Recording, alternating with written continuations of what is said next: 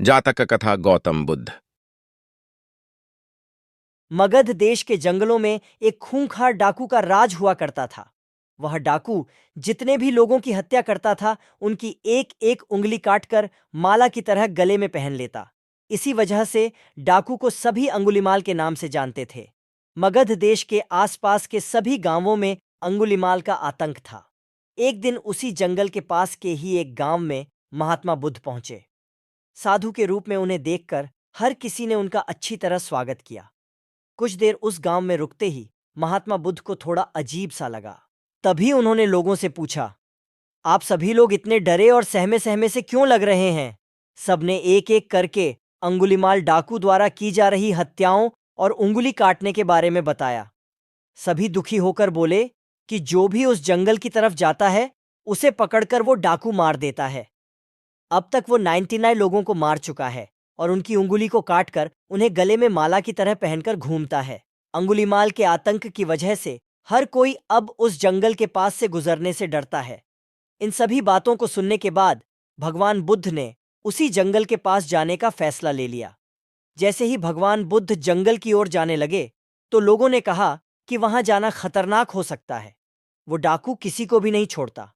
आप बिना जंगल गए ही हमें किसी तरह से उस डाकू से छुटकारा दिला दीजिए। भगवान बुद्ध सारी बातें सुनने के बाद भी जंगल की ओर बढ़ते रहे। कुछ ही देर में बुद्ध भगवान जंगल पहुंच गए। जंगल में महात्मा के भेष में एक अकेले व्यक्ति को देखकर अंगुलिमाल को बड़ी हैरानी हुई। उसने सोचा कि इस जंगल में लोग आने से पहले कई बार सोचते हैं, आ भी जाते हैं तो अकेले नहीं आते और डरे हुए होते हैं।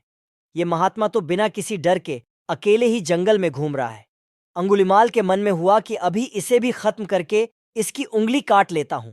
तभी अंगुलिमाल ने कहा, अरे, आगे की ओर बढ़ते हुए कहां जा रहा है? ठहर भी जा अब। भगवान बुद्ध ने उसकी बातों को अनसुना कर दिया। फिर गुस्से में डाकू बोला, मैंने कहा रुक जाओ।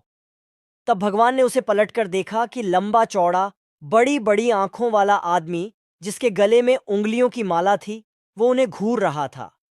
उसकी तरफ देखने के बाद बुद्ध दोबारा से चलने लगे।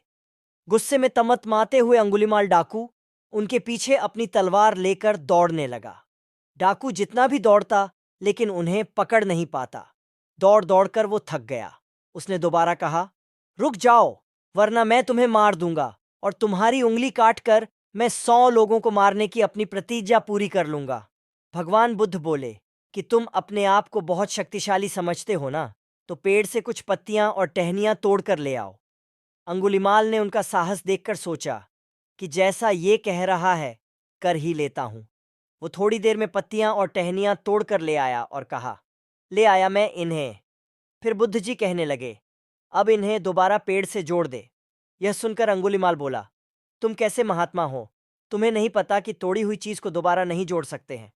भगवान बुद्ध ने कहा कि मैं यही तो तुम्हें समझाना चाहता हूं कि जब तुम्हारे पास किसी चीज को जोड़ने की ताकत नहीं है, तो तुम्हें किसी वस्तु को तोड़ने का अधिकार भी नहीं है। किसी को जीवन देने की क्षमता नहीं, तो मारने का हक भी नहीं। यह सब सुनकर अंगुलिमाल के हाथों से हथियार छूट गया।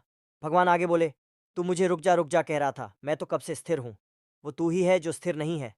अंगुलिमाल बोला, मैं तो एक जगह पर खड़ा हूं, तो कैसे अस्थिर हुआ और आप तब से चल रहे हैं?